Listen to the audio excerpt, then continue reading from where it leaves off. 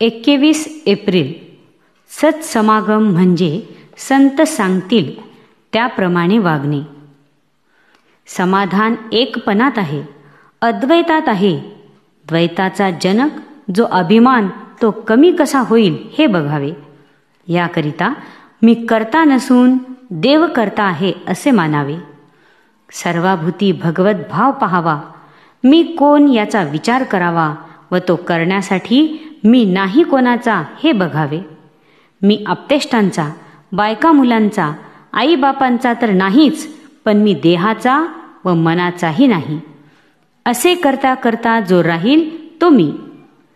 जे तुमची एकसारखी विषयातील नडच भागवतील ते संत नव्हेत. संत विषयाची आसक्ती कमी करतात अशा संतास शरण जावे. देव भावात असतो, तो भाव शुद्ध व उच्च असावा. सत्समागम करावा. सत्समागम म्हणजे सत्याचा समागम. संत सांगतील त्याप्रमाणे वागावे. समर्थांना आपले हित कशात आहे ते कळले व त्यांनी ते जगाला सांगितले. ज्याला जे झेपण्यासारखे आहे तेच त्यांनी सांगितले. प्रपंच मोडका ठेवा असे नाही त्यांनी सांगितले, तर तू ज्या मार्गाने तो करतोस त्या मार्गाने तो नेटका होणार नाही हे सांगितले. भगवंताला विसरून भजन करू नका. भगवंताची आठवण ठेवून भाजी जरी आणली तरी त्याचे श्रेय जास्त आहे. जगाच्या लाजेला भिवून भगवंतास अंतर देऊ नये. निर्विषय चित्त संतांनाच करता येते. तेव्हा संतांवर अनन्य श्रद्धा ठेवा. त्यांच्या समागमात दैन्य मानू नका. त्यांच्या चालीने चाला. चांगल्या संताच्या पदरात पडावे की तो आपली लाज राखतो. कोणत्याही मंगल कार्यात सर्वाआधी गणपतीचे आवाहन करतात आणि सगळे कार्य संपले की सर्वांचे शेवटी त्याचे विसर्जन करतात.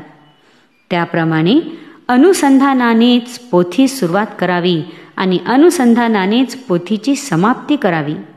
लौकिक कार्यामध्ये गणपतीचे विसर्जन झाल्यावर आपण शिल्लक उरतो, पण अनुसंधानाचे विसर्जन करताना आपणही त्यात नाहीसे व्हावे. जसे ठेवायचे असेल तसे ठेवा, पण आपला विसर पडू देऊ नका एवढी भीक घालावी. अशी गुरुच्या चरणी प्रार्थना करावी. भगवंत प्राप्त करून घ्यायला काही मिळवायचे नाही, फक्त आहे ते घालवायचेच आहे. जग संतांशिवाय असणे शक्य नाही. आम्हास त्यास ओळखता येत नाही, याला काय करावे.